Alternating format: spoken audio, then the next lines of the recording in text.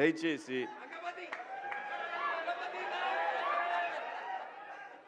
ఇంకో విషయం చెబుతున్నా, అమ్మాయిలు హీరోయిన్లు ఏ బట్టలు పెడితే వేసుకొని పోతే మనమే దరిద్రం అనిపించాల్సి వస్తమ్మా.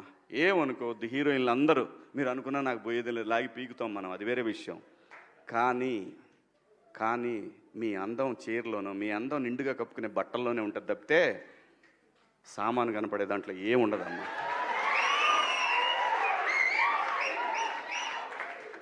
అవి వేసుకున్నంత మాత్రాన చాలామంది చూసినప్పుడు నవ్వుతూ అంటారు, కానీ దేద్రమ్ముండ ఎలాంటి బట్టలు ఎందుకు వేసుకుని కాస్త మంచి వేసుకోవచ్చుగా, బాగుంటావు కదా అనాలనిపిస్తుంది లోపల, అనలేము. అంటే మళ్ళీ స్త్రీ స్వాతంత్రం లేదా, స్వేచ్ఛ లేదా. స్త్రీ అంటే ప్రకృతి, ఎంత అందంగా ఉంటే అంత గౌరవం పెరిగిద్ది. ఈ ప్రకృతి అద్భుతంగా ఉంటుంది. అలాగే స్త్రీ మా అమ్మ చక్కగా ఎప్పటికీ గుండెల్లో కనపడతా ఉంటుంది, ఒక సావిత్రమ్మ కానీ, ఒక సౌందర్య కానీ. అలాగే ఈ జనరేషన్లో ఇంకా చాలామంది, రష్మిక, చాలామంది అమ్మాయిలు ఉన్నారు. వీళ్ళందరూ ఇంపాక్ట్ క్రియేట్ చేశారు కాబట్టి అమ్మటే చెప్పగలుగుతున్నాం. గ్లామర్ అనేది ఒక దశ వరకే ఉండాలా, ఇంతవరకు ఉంటే పర్లా, అది ఇక్కడికి రాకూడదు.